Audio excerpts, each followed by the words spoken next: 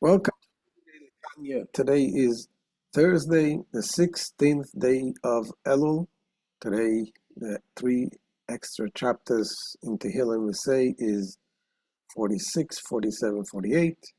Let's begin with Tzedakah. Gedola Tzedakah, Shemekareves Geula. Tzedakah brings Mashiach closer. So we continue in letter 15, chapter 15. Actually, not a letter, it's an essay. The Alter Rebbe writes about the attributes, God's attributes, and the way it is in human being. So the last 2 days we explained that we are able to understand somewhat God's attributes because God created us in His image. So by studying our attributes, we can understand something of God's attributes.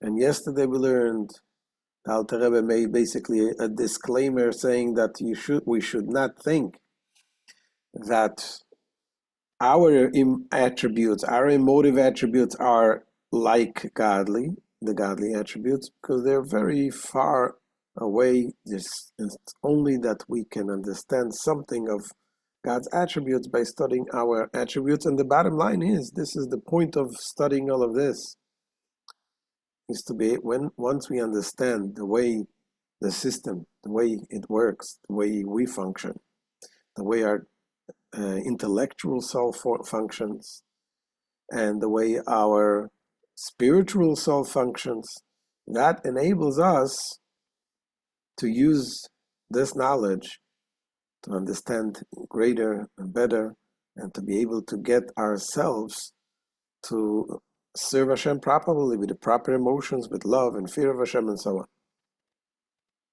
So today the Alter Rebbe goes on to explain the 7 emotive attributes. We know in the Kabbalah, we study it a lot. We have the Chesed, Gevura, Tiferes, Netzach, Hoid, Yesoid, and Malchus.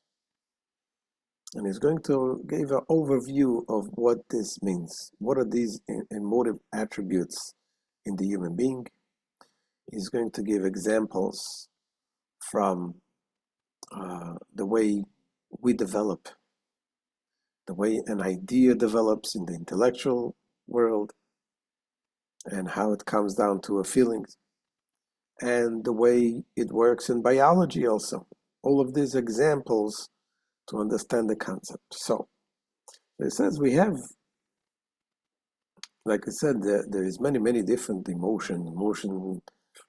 feelings that we have, which are just like there is many different colors. You have, but you have, just like in colors, you have the 3 basic colors. You have red, yellow, and blue, which can create, from these colors, create millions of colors. And so you have also the many different emotions. Every emotion contains with it a little bit of that emotion, but they are based on these 7 emotions. Particularly more, there is the 6 emotions, and it is divided.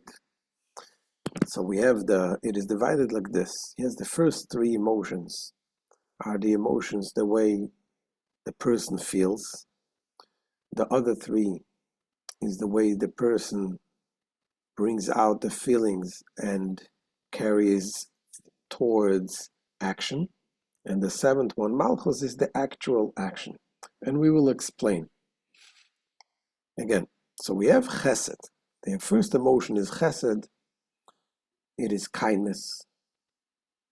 Kindness is the emotions of giving, to give to anybody, to everybody, without limitations. That is an emotion of giving, emotion of love, no limits, nothing. Then you have the emotion of the other side, which is Gevura. Gevura means restricting, not to give, to judge, to calculate, to see if the person deserves or not. These are the basic 2 emotions. Then from Then there is the third one, is Tiferes. Tiferes is the emotions of compassion. Now, the emotion of kindness and emotion of compassion are two different things. Kindness is emotion of giving, just giving without limits. The compassion is to give to the people, to those who need. So again, this is compassion is a combination of the chesed and the gevurah, the giving and the not giving. Chesed says, give, I don't care. It's not about the person needs, doesn't need, I give it. Gevurah says, no, you got to see if the person deserves, if he's capable of receiving it, and so on. Then Rachamim's compassion says that even if the person does not deserve, you should give him, because he needs. So Rachamim is compassion. Just like, for example, you can have compassion on a little creature that crawls. You don't necessarily have a feeling of love towards it, but you can have compassion.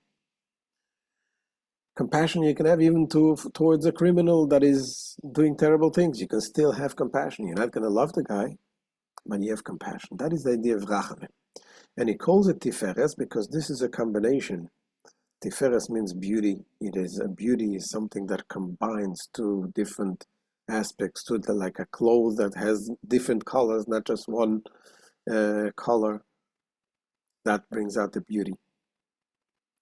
So these are the emotional attributes. So then, that is how the system works. You have the emotional attributes that lead to, once you decided, let's say you decided to give something. You decided to, when you love someone and you want to give to the person, you still in order to carry that feeling, you want to carry it out. There is another process that needs to go through. And this is the Netzach and Hod. They process the idea that you have, the decision that you made to give.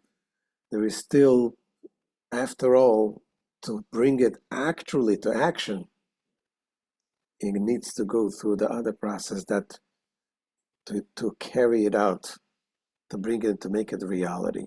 Sometimes you make it take upon yourself a resolution. You're going to go exercise. Yes, you're all excited about it. But when it actually comes, sometimes it's cold, you're tired, and you need the extra push. So the Alter Rebbe is going to go on and explain also in more details how these attributes, how they function within the human soul, the intellectual soul, and let's see inside the way the Alter Rebbe says it. So, here says the Alter Rebbe, V'hine, klolus hayut tzfiris shebenishmas ha'adam, noida lakol b'derech klal she'hamidus she'nechlokis b'derech klal lezayin midas.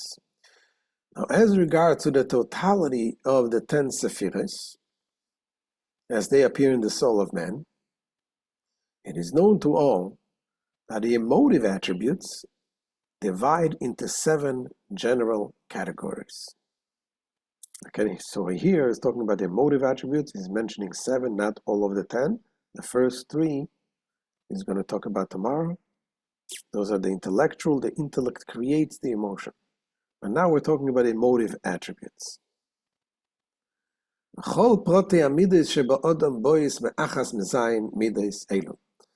each of the particular attributes in man derives from one of these 7 attributes. So like I said before, there are many different colors, many different nuances of attributes. When you love someone, you don't just love the person. That in the feeling of love, there is also a feeling of fear. You're fearful of losing the person. There's all kinds of feeling that is involved. But basically, in general, they come from one of these 7 attributes. Shein sheirish kol hamidas uklalusam, for they are the root of all the attributes and their generality. And he begins to explain. Shein midas hachesed lashpia bli gvul, namely the attribute of chesed, loving kindness, which is a thrust to diffuse benevolence to all without limit. Just give, without limits. ומידס הגבורה, לצמצם ולהשפיע כל כך, אוי שלא להשפיע כלל, or כל עיקר. The attribute of gevura, stern limitation and contraction, which seeks to restrain such a degree of diffusion, or to withhold diffusion altogether from certain individuals. These are the two opposite emotions. And then you have the third emotion, is the compassion. The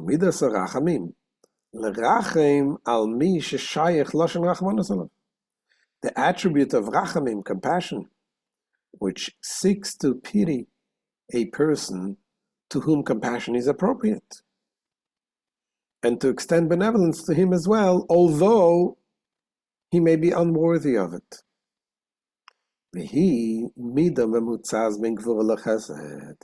Rachamim is the mediating attribute between gevura and chesed. Because chesed is to give to everyone. Shehi lashpi al hakoil, gam lemi shelo shayach lashon rachmanus alav klal. The latter, the chesed, of which would diffuse benevolence to all, even to a person to whom compassion is not at all appropriate. Why? Inasmuch as he lacks nothing and is in no state of trouble whatsoever. We know the story, for example, of Avram Avinu. Avram was the embodiment of chesed, kindness. He couldn't live without kindness, without giving. And when he was sick after performing the circumcision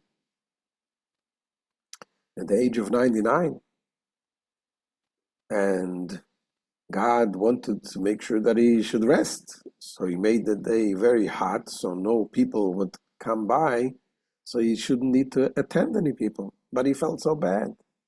He felt terrible. He's chesed. He wants to give. So what did Hashem do? He brought the three angels. And Avraham Avinu fed them. He gave them. Now the three angels, did they need to eat? No. But that's not about what the people need. It's not, the chesed is about the person who wants to give.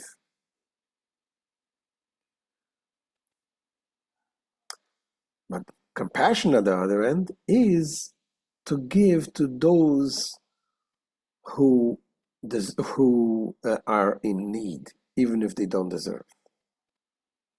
Now, because the attributes of rachamim, compassion, is a mediating attribute, it is called tiferes. Tiferes means beauty. Kamoi bigdei tiferes al derech mashal. שהוא בגד צבוע בגוונים 4 מעורבים, בויל בדרך שהוא תפארת ונוי. By analogy, with a beautiful garment. A beautiful garment which are dyed with many colors, blended in a way that gives rise to beauty and decoration. מה שאין כן בגד הצבוע בגוון אחד לא שייך בלשון תפארת. To a garment dyed in one color, however, one cannot apply the term teferet. Why not? Teferet implies the beauty of harmony. And since the attribute of rachamim is compounded of chesed and gevura, the term teferet is appropriate. Yeah, some people like to have one color thing, which is okay, which is fine. Maybe elegant, maybe nice. But the concept here of beauty is a beauty of a harmonious beauty that combines different colors. That is the idea of Tiferes. And that's the same thing as compassion. It combines the giving, the chesed, and the gevura, the judgment. The judgment to see who is in need and to give the person. So now, This is the emotions, the way it is felt in the person. Now, once you have that, once you made the decision, once you have the decision to give, and now you have to give, whether it is to give money, whether it is to give, to teach someone something, there is still another step that needs to be done. You have to decide to actually to translate that feeling into start acting. Afterwards, once the attribute of either chesed or gevura or tiferes is aroused to dispense benevolence, as the diffusion is realized, that is at the time of the actual diffusion.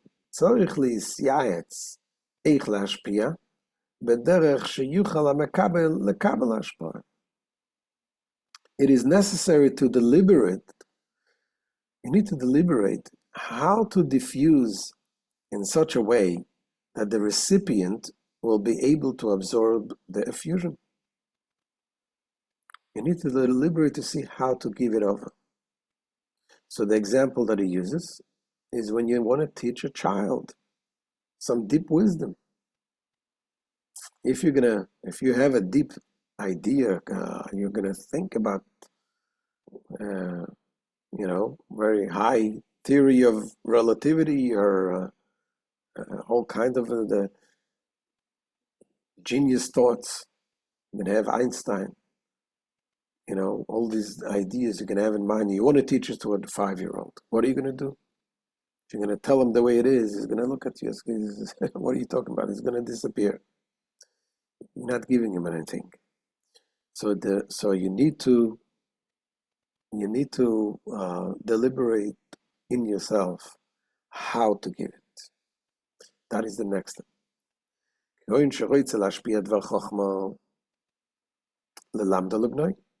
For example, when one wishes, and this is a powerful desire, to convey and teach an intellectual subject to his son, if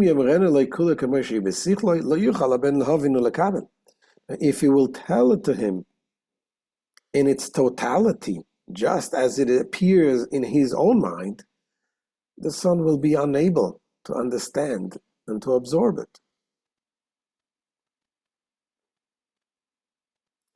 So what do you have to do? You have to break it down.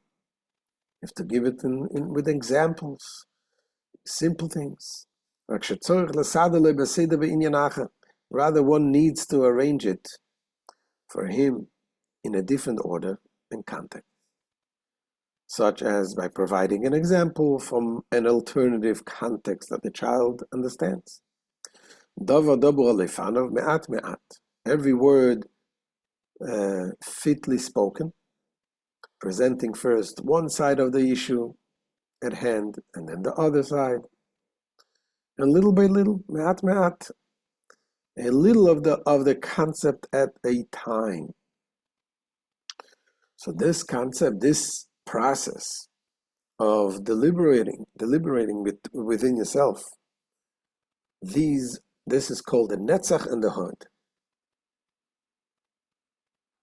These are the kidneys that advise, he calls it.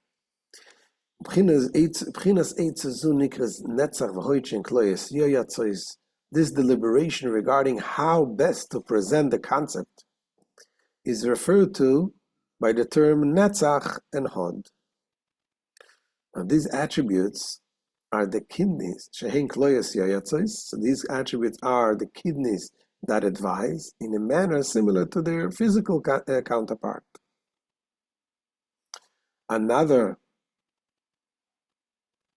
lesson, another way of looking at it, says the Alter Rebbe, it is also the way it works in biology. Says the Alter Rebbe, there is the semen that comes from the brain. The semen originates in the brain. That's what it explains in Kabbalah.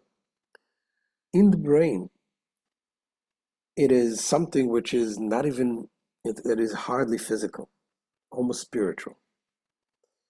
and from the brain it comes down. And when it comes into through the testicles, they sort of prepare the semen to become more corporal, more physical. This is the idea of when you have something subtle. And using the same example back to the teaching concept. When you teach an idea, which is so deep, so subtle, if it is too deep for the child to receive it, to the recipient to receive it. So the Netzach and the Hod cook it. They make it more tangible, more relatable. So that's what he brings also the example from biology, the same idea. V'gam hein trein bein amevashlim azera. And they are also, in spiritual terms, the two testicles that prepare the spermatoza. So like the physical counterpart, the attribute of Netzach and Hod, they adapt the effusion of the concept. Shehi atipa nimsheches ma'amoyach, meaning the drop that issues from the brain. So the example is Dainu dvar chochma v'seichel nimshach miseichel av shelo yumshach k'moishu seichel dak me'oid me'moicha v'seichloi. So that is, they adapt an intellectual subject deriving from the father's mind in such a way that it will not issue unmodified, meaning as a very subtle concept in his brain and intellect. The concept, the way the father understands it, the way the teacher understands it, is too subtle. It's too deep. It's too profound. You need to bring it down, to materialize it with examples and so on. But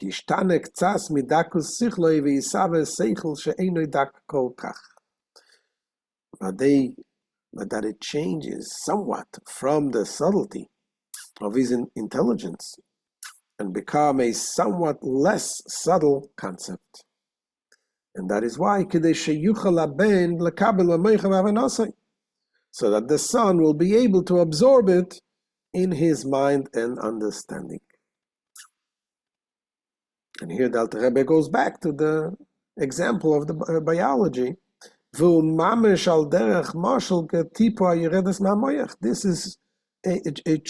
is truly analogous to the seminal drop which descends from the brain.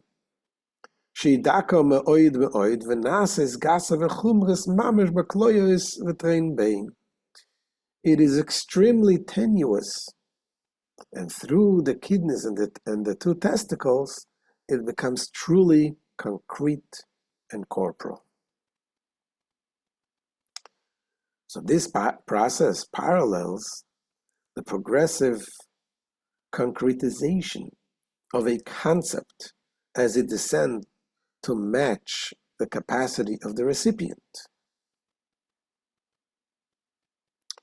So now the Alter Rebbe goes on now to speak of yet another function of the attribute of Netzach of Od and Hod, separating a concept into various components.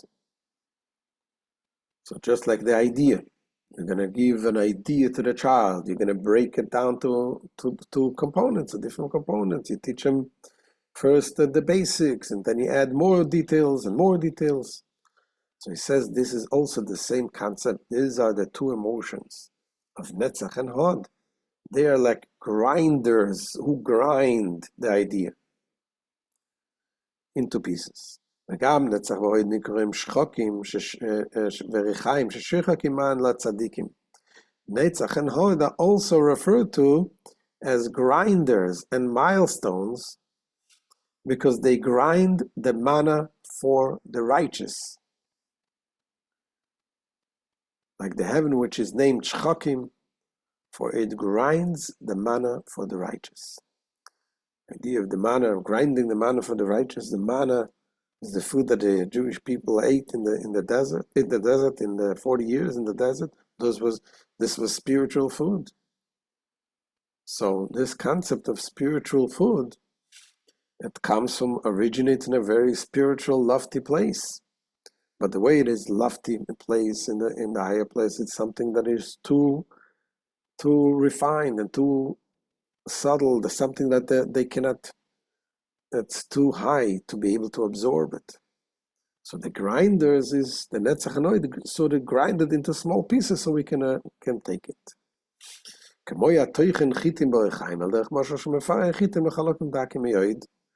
Just as, by way of example, a person who grinds wheat with milestones crumbles it into very fine parts.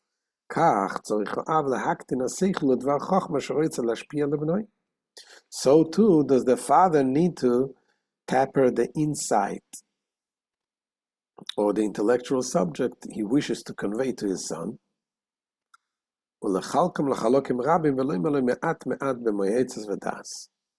to divide them into many parts, relating them to him gradually with devices and discernment. You have to give slowly small pieces. Now the Alter Rebbe continues and says the concept, the whole idea of Netzach, the attribute of Netzach, has yet another function. And what is it? He says the other function of Netzach is, Netzach also means to be victorious, to stand against any hurdles. So in other words, when you want to give, when you decide already, you feel something and you want to do it, there will be hurdles. There is all kinds of hurdles, all kinds of obstructions. The Netzach is the concept a person has the power of victory, to be victorious and to be able to persevere and to push it through. This is also the concept of Netzach.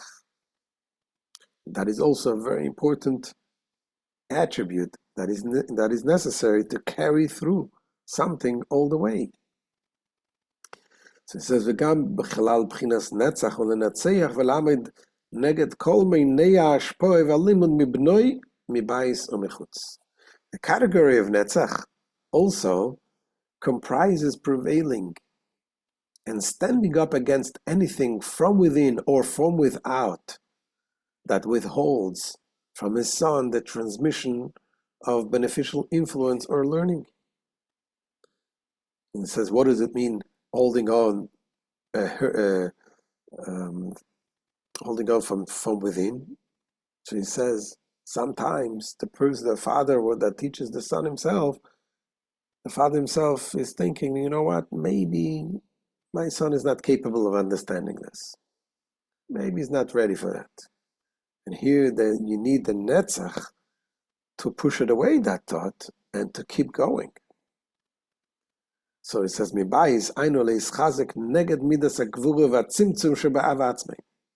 from within means firmly resisting the attribute of gevura and tzimtzum, the contraction, within the father himself.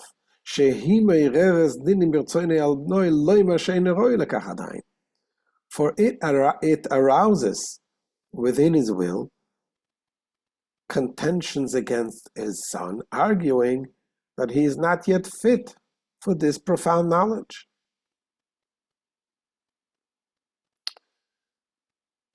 A note is in the manuscript that there's a omission here,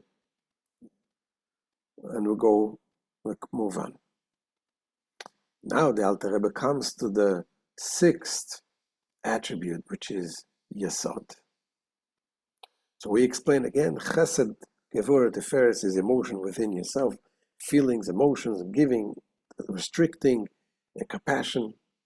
Netzach and Hod are the two,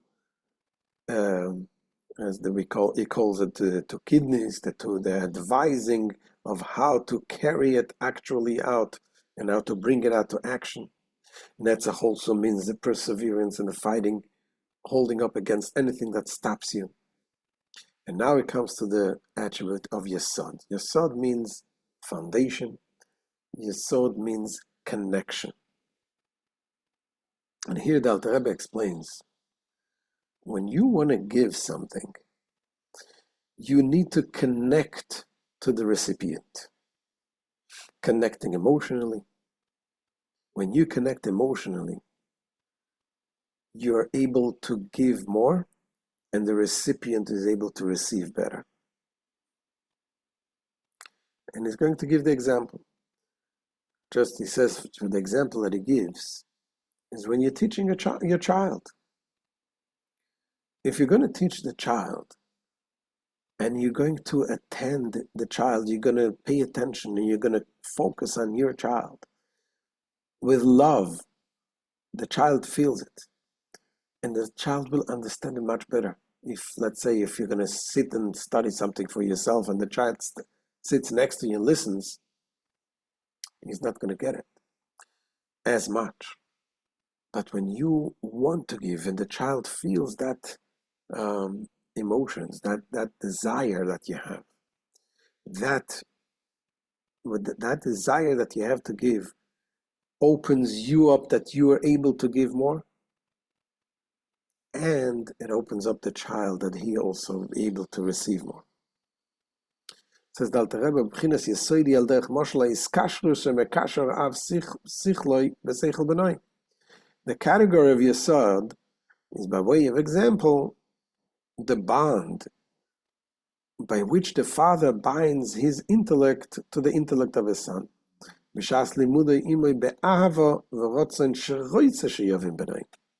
While teaching him with love and willingness, for he wishes his son to understand.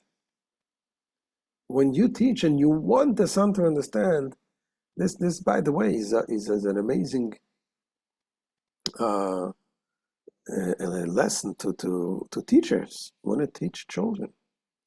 Obviously, a father and son will have a greater level of love and willing, but a teacher also, when you're interested in the children to understand, that makes a major difference. How you teach. גם אם היה הבן שומע דיבורים אלו עצם פי אוביב, שמדבר בעדי ולא ימד לעצמו, לא היה מבין כל כך כמו עכשיו. Without this bond, even if the son would hear the very same words from the mouth of his father, as he speaks and studies to himself, he would not understand them as well as now. שאוביב מקשר שכלו אליו מדבר מפונים אל פונים באהבה וחשק, שחושק מאוד שיבין בנויים. When his father binds his intellect to him and speaks with him face to face with love and desire, because he desires very much that his son understands.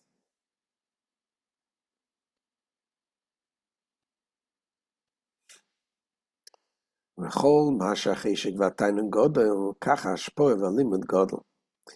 the greater the desire and the light of the father, the greater is the influence and the learning.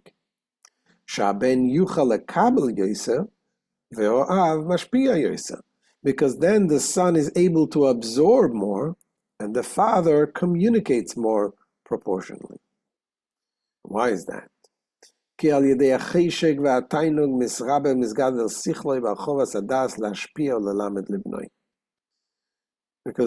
through the desire and the light, and with a contented disposition, his own insight is heightened and amplified so that he can bestow enlightenment upon his son and teach him.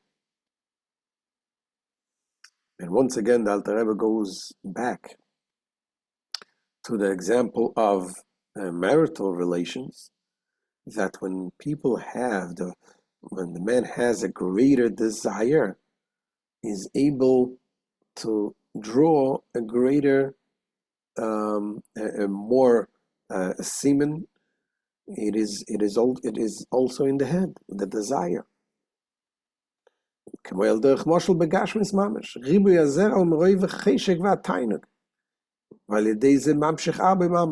This parallels to draw a metaphor from the attribute of Yesod in the sphere of the truly physical, the profusion of the sperm that results from a heightened desire and delight, through which much is elicited from the brain, which is the source of the sperm.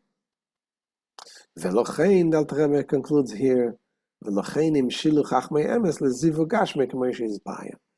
is why the Kabbalist, seeking to illustrate the imparting of knowledge out of a sense of pleasure, they use the analogy of a physical union, where there are a number of similarities between these two expressions of the attribute of Yesod, as will be explained.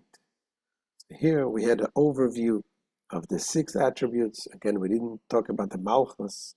Malchus is the actual action. Once everything till now it is the way you function out from yourself. Malchus is the actual doing. Malchus is the speech, and so on. So this is the end of the day share. Wishing you a ksiva, v'chasima teva, and see you tomorrow, b'ezrat Hashem.